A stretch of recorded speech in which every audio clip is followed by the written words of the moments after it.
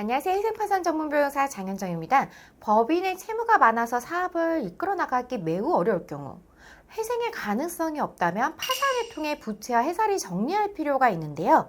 지급불능, 부채 초과로 영업을 이어나가는 것이 오히려 큰 손해를 불러일으키는 경우 법인 파산을 한번 고려해 보셔야 되세요. 그럼 정확하게 법인 파산이란 무엇일까요?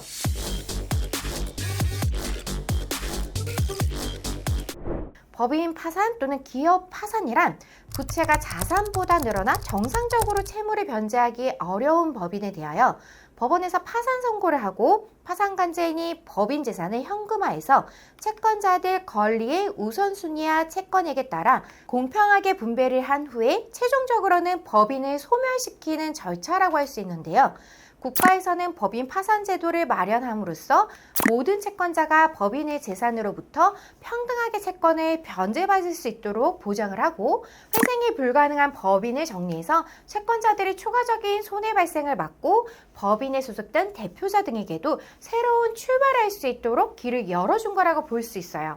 법인 파산 절차는 법인이 채무를 전부를 변제할 수 없는 지급불능 상태 또는 부채가 자산을 초과하는 부채 초과 상태에 빠진 법인이 청산가치가 계속 기업가치보다 큰 경우에 신청할 수 있는데요. 이때 영리법인인지 비영리법인인지 관계없이 신청을 할 수 있어요. 금융기관 대여채무, 카드대금, 상거래채무, 거래대금 등 임금, 퇴직금, 조세, 4대 보험료 등 채무 발생의 원인에 관계없이 신청을 할 수 있고요. 채무의 상한액에 제한 없이 신청할 수 있어요. 이런 법인 파산 신청은 채무자인 법인의 대표자가 신청할 수 있고, 이사, 청산인, 관리자가 할 수도 있어요. 채권자도 파산 신청을 할 수 있어요. 법인 파산 절차를 통해서 기업을 정리했을 경우 어떤 장점이 있는지 한번 살펴보도록 할게요. 우선 첫째, 법인이 파산 절차를 밟게 되면 법인의 대표자는 채권자들 독촉으로부터 해방되고 남은 과도한 업무를 정리할 필요가 없게 되어요. 채권자도 범인을 상대로 별도로 소송이나 강제 집행을 할 필요가 없게 되는 거죠. 둘째, 미지급급여, 퇴직금은 법인 파산 절차에서 재단 채권으로 인정이 되어서 다른 일반 채권보다 우선적으로 변제되므로 근로자들이 미지급된 임금, 퇴직금을 받을 가능성이 더 높아져요.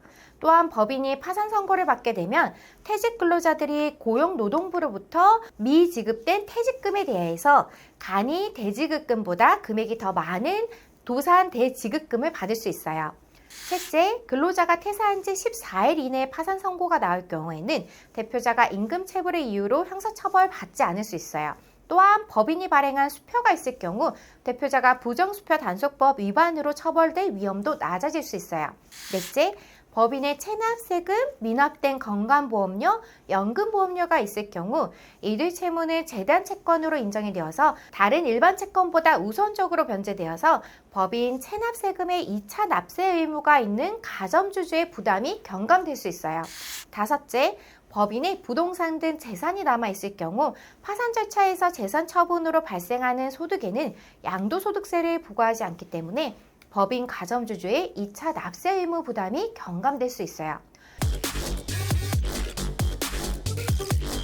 만약 우리 회사가 부채가 많아져서 채무 초과 상태에 있는 경우, 근로자들의 임금이 밀리는 지급 불능 상태에 처해 있는 경우, 사업을 지속하는 것보다 청산하는 것이 채권자들에게도 더 나을 경우, 이런 경우에는 하루라도 빨리 전문가의 도움을 받아보실 것을 권해드려요. 법인 파산은 알맞은 시기에 적절한 방법으로 진행하는 것이 무엇보다 중요해서 제도와 관련한 이해도가 깊은 전문가의 도움을 받아서 진행하시는 것이 필요하세요. 이번 시간에는 법인 파산에 대해서 살펴보았는데요. 보다 궁금하신 점이 있으시면 저희 법률사무소에 전화로 문의를 주시거나 댓글을 달아주세요. 지금까지 장현정TV의 장현정 변호사였습니다. 감사합니다.